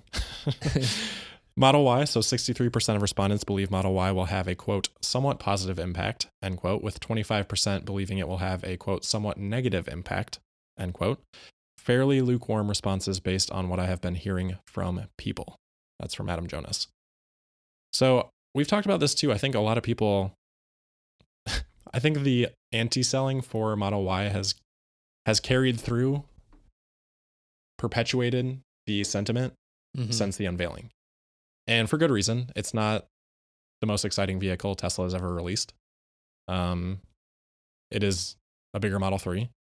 And there's a lot of similarities between the vehicles, where there's inevitably going to be cross-shopping. And despite Tesla's beliefs, I think inevitably there's going to be people that opt for a Model Y that would have bought a Model 3 when the Model Y didn't exist. Like they never had that option before. But if they wanted a affordable electric vehicle, they would have picked up a Model 3, and now they're going to pick up a Model Y instead. So it's a larger screen iPhone. Yep. Some people want that. Right. Which overall was a net positive for Apple, for sure. Yeah. But, I don't have the numbers in front of me, but I believe that it did probably significantly eat into the sales of just like the standard size prior. Yeah. Also better gross margins. Which Tesla's commented on as well. So yeah, I mean, if I do have a concern about 2020, I would say that's maybe top of my list, is like how much cannibalization. Yeah. How much does this really eat into That's fair. Model 3? It's not, my concern levels are pretty low overall. Like I think 2020 is going to be an awesome year, but would you agree that that's like top uncertainty right now? This is the most reasonable, fair argument that I've heard lately. Yep. It makes sense. It's just like there's a lot of uncertainty, and I don't think Elon and Tesla know how this is going to play off. It's to be determined. So yeah, that uncertainty you can have a bearish perspective on. That's totally fair. Yeah. All right, Cybertruck. Interesting here. So 63% of respondents said they hated the truck as much as they did when it was unveiled. But 25% said it was growing on them, with 13% saying they really like it now. So we don't know what they said before, but Adam Jonas says in line with what I would have expected. So that was actually surprising to me a little bit, because I've been really beating the hammer of like people are going to really come around on the Cybertruck. And I think a lot of people have. But for 63% to say that they hated it as much as they did when it was unveiled, it's a little bit surprising to me. And these are people kind of glued in on the whole following the Tesla story if they're going to this luncheon Presumably, as well. yeah. And there's, some fair amount of bullishness represented through the rest of these responses. I just think a lot of people that are bearish, they haven't looked inside of like a Model 3, much less sat in one, much less driven one. So this is a similar thing where the Cybertruck isn't on the road yet. This is just pictures, and we saw in person that it is stunning. It is kind of heart-stopping. Stunning is a great way to put it, yeah. It is. It's a little ridiculous. Yeah. It's pretty ridiculous, but it does grow on you just after a few test drive loops, and then all of a sudden, on top of that, you get inside, and it's just this giant, clean looking space with the large glass windshield and then the large glass panoramic roof above you, and 6 seats, plenty of space, headroom, a lot of space. Oh man, it's cavernous. Their use of that space, using the same dimensions of the F-150 between length, width, and height, like they use that space incredibly well. Yep. And then you've got like the new 17-inch horizontal screen and the new user interface. It grows on you, and it's going to, and it's going to grow on you once you start seeing this thing on the road. And then hopefully, just like people, if you own a Model 3, just like the Bloomberg thing, 100% of respondents said that they've given family and friends test drives. The same phenomena is going to happen with the Cybertruck, because it's going to be crazy. People are going to die to just like whoever has one to just take a test drive in it. Yeah. And the people who own it are going to want to do that even more so, because the specs are so ridiculous and it's such like a unique vehicle. It's going to be attention grabbing. So yeah, that'll once the product is actually out in volume, this is going to change. It's going to be the AirPods effect and to the extreme. Yeah. 100% agree. Like all of that stuff about the Model 3 is just amplified to a whole nother degree with the Cybertruck because of what it is and how unique it is, and the specs of it relative to the rest of the vehicles in its class, and the value prop is incredibly underrated. Yeah. 40,000 base. I was shocked when Elon was putting 50K out there, and all of a sudden it gets another 10K gets chopped off. So 40K, and then people are saying you'll save anywhere from $15,000 to $18,000 on fuel and maintenance over the ownership period. So total cost of ownership, it's equivalent of paying upfront for a $27,000 base F-150, which sells over 900,000 a year. Mm-hmm. And if you've seen the interior of an F-150, and the exterior space being only 75 cubic feet versus Cybertruck's 100, the 0 to 60 acceleration, the Cybertruck is going to have incredible range. It's going to be, I don't know, the value prop just isn't even close in my opinion. Mm-hmm. Yeah, they don't need to take half of those, like take hundreds of thousands of them off of that 900,000, right? Yeah, agreed. My one concern remains safety, because Tesla didn't address that, and they always start with it. And we've talked about this, so I don't want to go like super deep into it, but we have still not a lot of information on that, which I think, and someone asked Elon on Twitter, I don't have the exact response in front of me, but he basically said it was like a conversation about like the design team and them doing good work. And someone had said like, he said Franz. Yeah. The guy was like, Franz, I'm sure Franz prioritizes safety. Yeah. And Elon was like, no, Franz does kind of the visual feel of the car. And that's actually like the engineering team does safety. Yeah. But then didn't address anything about like the Cybertruck safety. So he had an opportunity there to talk about it and didn't. which in the past, it's been important to kind of look at those things. You It don't want to leads overread every it. event. Yeah, you don't want to overread into these things, but now that we have, they let off every event, as you said, with safety before. It was notoriously absent from this event in its entirety, not addressed one time. And then Elon has another opportunity here on Twitter to mention it and passes on that opportunity. And he's fielded other questions on the Cybertruck, like the HVAC thing in the bed that he did yesterday. Which is very tertiary. Yeah, I mean, that's an important feature. I think that's a huge utility add too, but like plenty of people have asked about the crumpled zones and safety too, and it just has not been addressed. And it's a super fair question. Like, I'm sure there's things that they're doing, but that to me remains the biggest question with the Cybertruck. For me, the biggest question is one, manufacturability at scale with this 300 series stainless steel 3mm exoskeleton planar design. It sounds like they need to invent a new manufacturing method to make this thing happen and make it at scale and hit that $40,000 base. So I think it's a combination of a new manufacturing method at scale combined with that hitting that price point. Yeah.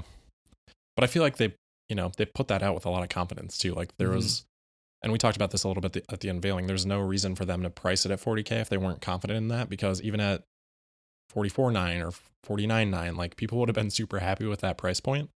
So there wasn't a lot of pressure for them to price it where they did, and they did anyway. So I think they've got confidence that they can hit that pretty easily. Yeah. And that highest $70,000 trim, the 500 plus miles. And then did you see that leak where 620, the 620 mile range leak? So I saw a good theory on that. That's the Roadster range, basically, the 620. I think it was like 621. So the theory was that they just applied that to like that visual to the Cybertruck, which, that would be an oversight if not intentional. Yeah, but I don't know, like how. Yeah. I don't know. Regardless, though, could you imagine that for the value prop and ride sharing utility, where if you could drive for 500 or maybe up to 620 miles, how long you could drive without needing to charge? Yeah. So let's table that for like 1 second, finish this Adam Jonas stuff off, and then we'll talk about that. So competition. So it's kind of one of the last two things here. So 88% of respondents believe the greatest competitive threat to Tesla are traditional OEMs, with one respondent who believed it's big tech platforms. So I'd probably side with the one respondent there. I mean, we've talked about the traditional OEMs, like it just they're not being competitive right now. And one of the things I mentioned in my conversation with Alex Potter is I think that's going to end up being a good thing, and has been a good thing for Tesla stock now that the competition is actually here. Yeah. The fear element goes away and they actually have to compete. And then Tesla gets to demonstrate how far ahead they truly are. People are realizing that, oh, wait, you can't wait an entire decade of Tesla learning and iterating at super fast speed. So literally 10 years 24/7. 10 years for them is way more than 10 years for a regular automaker. Right. Wait, so I can't catch up 10 years of rapid iteration and immediately enter and create an EV with similar value prop combined with cost and match Tesla at no volume, while getting really good at software and driver assist features. Yeah. I'm right back into my conversation with Alex where it's like, so ... like, what does this lead to? I don't know. It's pretty clear. And I actually think that they're missing a category there. What about new entrants like Rivian that don't have the ICE business that they have to cannibalize, that don't have the dealership structure, they can go direct to consumer, don't have these expensive employee pensions that weigh on the company. And that's not even mentioned here. Yeah. And maybe it's because nobody responded in that way. We don't know because we don't have the multiple choice answers. But I mean, I think they're at least as likely as the traditional OEMs, or at least like subsidiaries of the traditional OEMs is probably a better shot than, actually competing with those brands. But I mean, we'll see. Average response for share price in 12 months at this launch was $328 per share. I don't think we need to talk about that too much, but just for an FYI. And then last thing is the Q4 2019/2020 margins.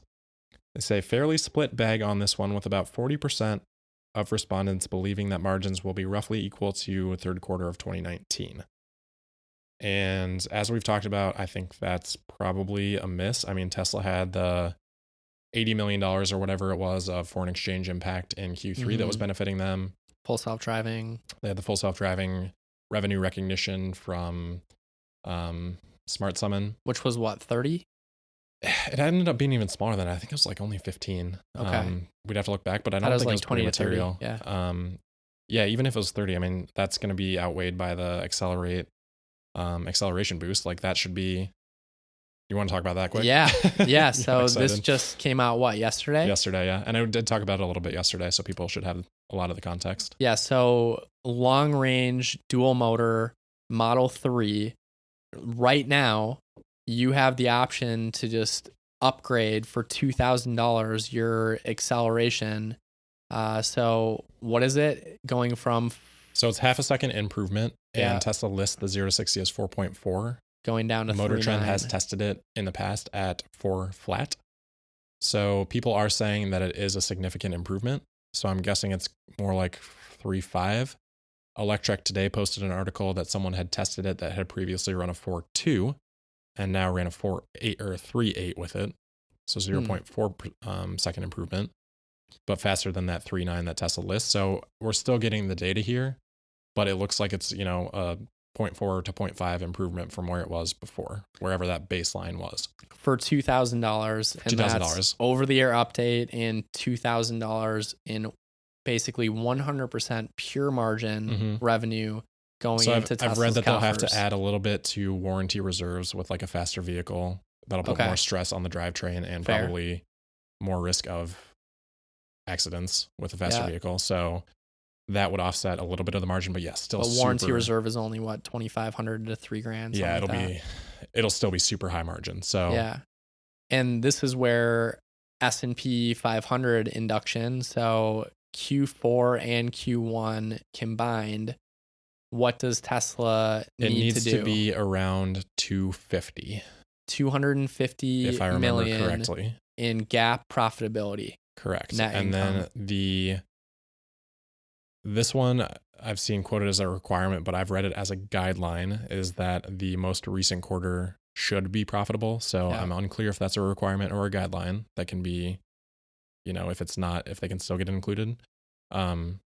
So, say Q4 is 300 million and then Q1's negative 25 million, like that might not allow them to get in even with trailing 12 months profitability. So something to be aware of. I think it's a guideline, so I don't think it's going to be material, but it sounds like they can pull this off and get inducted after I think there's Q1. a good shot. I think Q1 is super unclear at this point. Yeah. Elon said a couple conference calls ago that, sequential delivery growth in Q1 would be tough compared to Q4. I think Q4 we're now looking at maybe, let's set the line at 110,000. 106 maybe if we want to be a little bit more conservative. But if that falls in Q1 and then Tesla's also ramping up production on Gigafactory Shanghai and Model Y. Yeah. And with the tax credit pull forward demand into Q4. Exactly. Yeah. And Q4 is always naturally the strongest quarter for demand anyway. Like those are the three factors why Q1 won't be great, but it won't be nearly as ugly as last Q1. It's not going to be like last year. It's not going to have we're closing all our stores. We're not closing all our stores. Yeah. We're shipping all these vehicles on a boat to Europe and we're not getting the cash for it. And we have to pay our vendors before we sell the vehicle. Yeah. So it's definitely not going to be as bad. But Q1 last year was really bad. I think it was like negative 700 million in net income or something. Yeah. So even if it's cut in a fourth, like that still makes it pretty challenging. They'd have to do 400 million then in Q4, which, I haven't run the numbers yet, but that's tough. Maybe possible, but tough. And once again, if they do get that S&P, it's very possible that they could get inducted in the S&P 500 after Q1. And if that happens, then institutions could gobble up Tesla shares in order to kind of mimic these. Yeah, and if Q4 profitability is really strong, we might see some of that in anticipation happening even earlier, actually in Q1. Anticipating that catalyst. Right. Yeah. A lot of people are talking about it now. And I think even if it's not Q1, then once we get into Q2, you have the Q1. Well, Q1 last year would have already fallen off, but then Q2, which was also negative, would fall off. So then you're building on a positive Q3, a positive Q4. maybe a negative Q1. Mm-hmm. But then if Q2 is also positive, Q2, it's very likely, I would say. Yeah, hinges on Model Y, I think. If a lot of that happens in Q1, then it probably looks good. If not, then probably not. But yeah, if it happens like in Q2 and we see Model Y ramping up in Q1, then like Q2 becomes a very, very strong possibility. And there's probably going to be some degree of front running to that. Yeah, so this acceleration over the air update, we already saw that. So my takeaways, in addition to S&P 500, one, these competitive EVs that are being released, they aren't even close to acceleration of Tesla for the same price, right? Mm-hmm. And so they already weren't close. And now we're finding out Tesla is just sandbagging big time with software. So kind of two things. One, we saw that Jaguar I-Pace was sandbagging with their range with software, and now they bumped it up 8%. So we're happy with that. Like, it's not, the core efficiency isn't as bad as we thought. 255-ish now. Yeah. So do you think that they're also sandbagging with performance and acceleration numbers in order to get more data? And like you said, this will raise the warranty reserve. There's more risk to the drivetrain, maybe battery. Yeah, it's definitely possible. I would say especially so in the case of Porsche, because I think historically on their internal combustion engine vehicles, I think they generally like understate those performance metrics, is what I've read. So yeah, it wouldn't surprise me if some of that's happening. Okay. And the other question is, I'm not too familiar with the whole stealth Model 3s, but what is the difference between a stealth Model 3 and this upgrade? What's the value prop breakdown? Yeah, I'm not going to be able to give you a thorough answer on that, but I know that Tesla says that there's some difference in the motor. They're the same motors, but there's some difference in them, apparently. I don't know what that difference is. Hardware, yeah, but they're the same motors with the same, I believe, with the same horsepower. So like, yeah, I don't know. I'm probably not equipped to have this conversation right now, but what was it for the stealth? Was it an additional $2,000 or $3,000 as well? Yeah, and I thought it was 2,000, but maybe, I don't know. Because then you're getting a stealth performance Model 3 with acceleration of 0 to 60 in 3.5. Right, but the stealth performance Model 3 should actually be 2.9. Yeah, because 299. You know, it's not going to be listed by Tesla on the website. It's 3.2 right now, yeah, right? So the people who got the stealth, are they getting that 3.2 so at the very least? That's why I feel like I must be wrong, because I thought it was 2,000, but I must be wrong, and I haven't had time to look at that. We talked about this earlier, but if that's the case, that's a real good value prop for the stealth Model 3 performance. Yeah, like why would you not? Yeah, no spoiler, no. Yeah, like that's awesome. Yeah. But anyway, just kind of on the numbers here. So I know I talked about this a little bit yesterday, but I had some more time to look into it today. And so Troy Cherasaro is someone that aggregates a lot of Tesla data, and he's got a Model 3 owner survey. And in his survey, 41% of respondents have said that they've opted for the long range dual motor Model 3.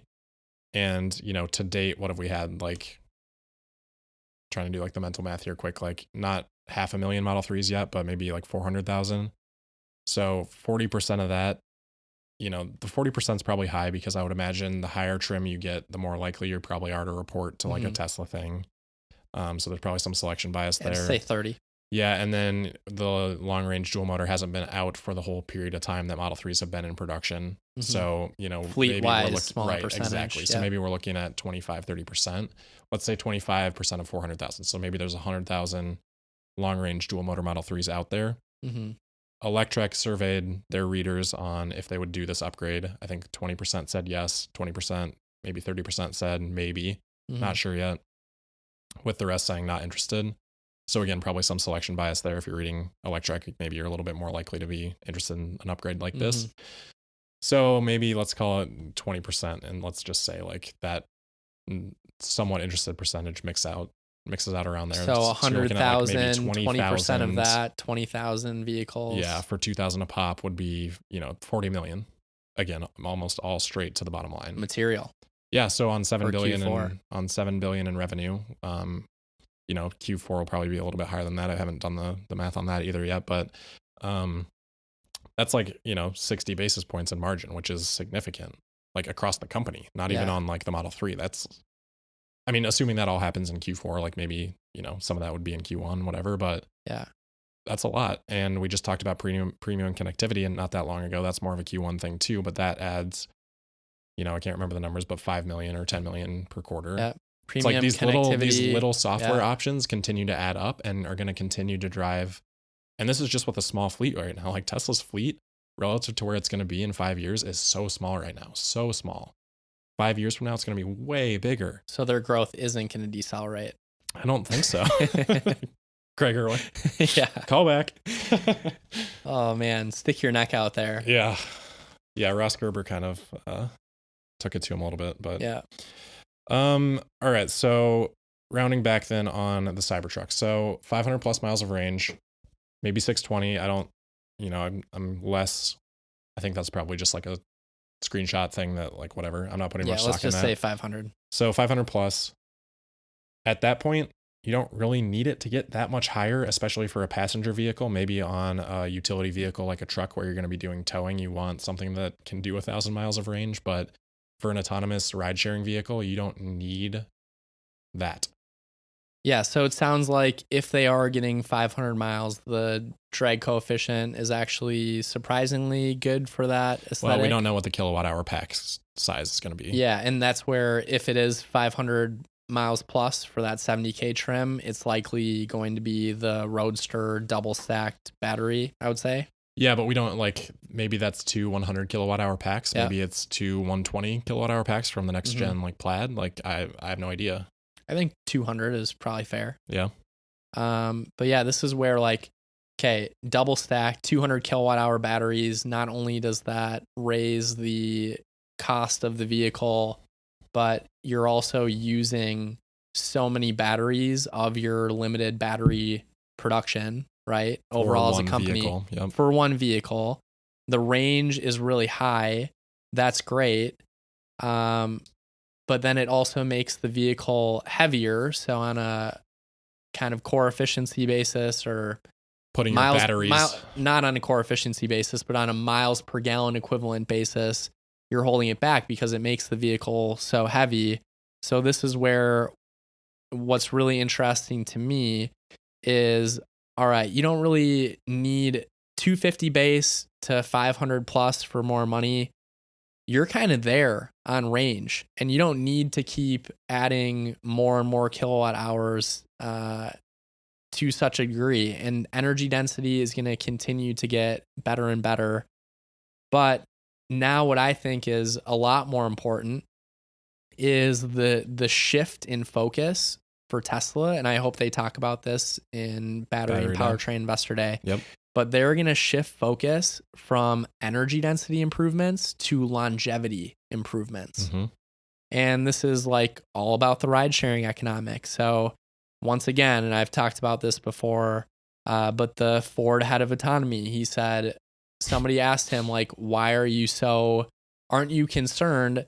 Ride sharing is going to spike vehicle utilization from 5% to maybe the majority of the time, right? Yeah, probably not that high, but it's going to increase it. Whatever. Let's just say 5% even to if 50, it's 20%, right? Let's say that's 4 times as much. I think it's reasonable to say 5 to 50. That's a 10x improvement. Therefore, in theory, less vehicles would need to be manufactured in order to drive the same amount of transportation miles.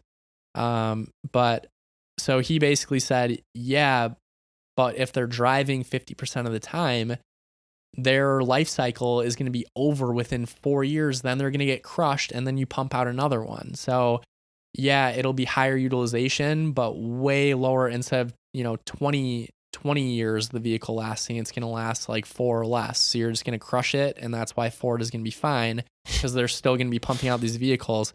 And it just seems so clueless about Tesla's very sensible strategy to be thinking about this thoughtfully. Building the 1,000,000-mile powertrain. Yeah, so it seems like the drivetrain, the motor, seems like it's real close, if not there, for 1,000,000 miles. And that's where, Galley's interview with Tesla, he talked about how there have been defective motors, but nobody has worn out a non-defective Tesla drivetrain yet.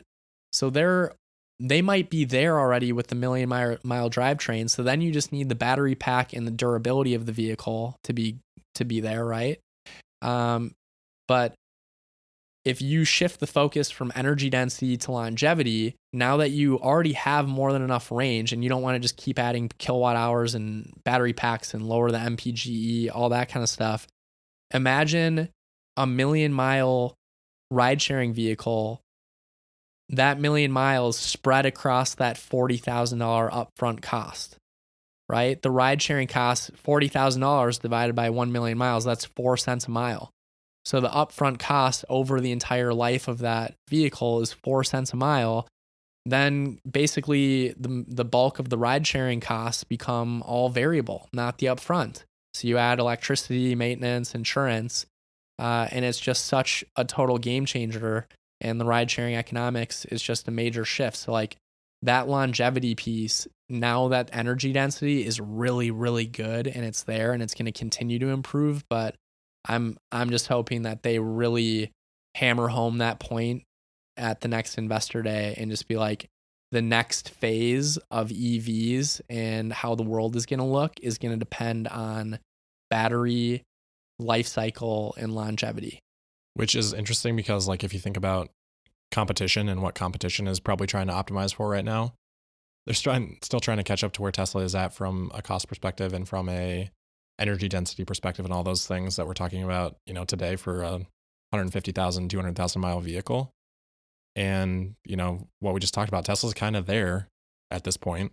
Sure, there's still tons of improvements that they'll continue to make, but they're definitely thinking about longevity. Like, absolutely, they're thinking about this for ride sharing. And I don't think other people are probably as focused on that when they're still trying to catch up to where Tesla's at today. And this is how these leads persist. This is the pace of innovation that Elon's talked about. There's no, like, moats aren't important to him. It's all about the pace of innovation. And this is like a perfect example of that. I think like people are still trying to catch up to where Tesla is now. And when they finally do in, 3-4 years, Tesla's going to have a 1,000,000-mile battery pack paired with a 1,000,000-mile powertrain. And you can't compete with those economics. They're going to be shipping it in volume for autonomous semis and autonomous ride-sharing vehicles. And like, good luck, everybody else. Like, you caught up to 2019's Model 3. Like, all right. Good job. Where's your autonomy suite? Where's your 1,000,000-mile powertrain? Mm-hmm. And they're not going to have it. Yeah. Something that I'm also curious about, Cybertruck wise, what happened to the giant pickup truck that fits a normal size pickup truck in its bed? Well, I think was that like a juke? Was that a juke? Well, so we talked about this last time you were on the podcast, I think, is like, we didn't really know if that was a joke or if that was like something else. And I think he seems serious. I always kind of thought, I don't know. I'd have to watch it again. I thought he was joking at the time, but like, he was like, serious. And it's road legal. Like, it's pretty crazy that this thing will be road legal. And that sounded like it wasn't sarcastic. It sounded like he was being serious about, yeah, like we looked into it and this thing is going to be road legal, which is nuts. Yeah, but maybe that was like a draft for like the pickup at some point and then like for the Cybertruck at some point, and then they actually started, down the path of developing it. Because that was obviously just a sketch. To go all cyber. Yeah. And then, through those processes. But yeah, I don't think, so that's interesting. I don't think we're ever going to see from Tesla like a normal looking pickup. Like, I think that ship has sailed. And, I'm confident in the Cybertruck. I think it's going to prove it that it's not necessary. Maybe over time things change. Like, I think one of the problems with the Cybertruck is kind of those sidewalls limits access to the bed a little bit. And I've noted that as a concern. Yeah. From some people. A lot of people like throwing tools over the side of the bed there. And you can't do that as easily with the Cybertruck. So, I could see a revision later on down the line that doesn't have that necessarily, which again, as battery costs come down, like it's going to be, the arrow hit you're going to take from removing those is going to be more affordable. So, yeah. But I don't think we're ever going to see like a conventional, like this truck looks like an F-150 from Tesla. Yeah. Speaking of future design. So one, they didn't have side mirrors again, right? Correct. Which I don't care about. Like, yeah, neither do I. Yeah. But what about the, I'm super confused about what they're going to do with the window wipers. Cause it's all that one smooth plane from, frunk of the vehicle up through the windshield. And you've got like kind of the lights at the top. So I don't think you can put it on the top. and then you can't put it at the bottom because it's a smooth transition, where are the windshield wipers are going to go? Are they going to go up by the lights up top and be kind of weird there and do that one pattern where it's going back and forth? Or The are they electromagnetic wiper. Yeah, the electromagnetic wiper. Or are they going to do some like crazy mounted lasers to clean debris from cameras and glass? Yeah. I don't know. I honestly haven't even looked into the laser thing because I saw it and I was like, Yeah. this is just... It's pulsing lasers that would not penetrate beyond the glass or camera kind of depth. Right. Or else they could damage eyesight maybe, something like that. But where are they going to put the windshield wipers? Like, I don't know. I think they could tuck one underneath, like where... And just take away that smooth that's transition. That's kind of how the Roadster prototype is designed to some extent. So, I don't know. I think they're going to hash out all that stuff. To me, it doesn't, like, I don't... If it's electromagnetic or if it's lasers, I care about that for sure. But, like, I don't know. I don't know how much stock I put in that stuff at this point. I thought the pulsing laser thing was interesting because I'm trying to imagine like the game changer of just activating a Model 3 and Y fleet that's fully autonomous. But same thing with mine. Like sometimes my visibility of cameras and all that gets clogged up. That's where I think the laser thing is more interesting, is like clearing the view of the cameras. Yeah, but if that's necessary, then you can't do the Model 3, Model Y turn on, and you need that hardware, which means fully autonomous vehicles for those situations, which, I mean, it can happen a lot. You're driving in front of somebody and they splatter something, or especially in snowy, not ideal conditions. Like, is there a chance that they just need this laser pulsing hardware in order to like reach level 5, and maybe this Model 3 and Y is more just like level 4? Yeah. I mean, it's definitely possible. And then another thing, there's this company, Zoox, and they're planning, so there's a lot of really tricky corner case situations, right? So they're planning to basically teleoperate. So you would have a human remotely teleoperate the autonomous vehicle to navigate out of these tricky corner case situations. I'm really curious, and I wish somebody would ask Elon if that's possible with a Model 3. Like if Zoox can do it.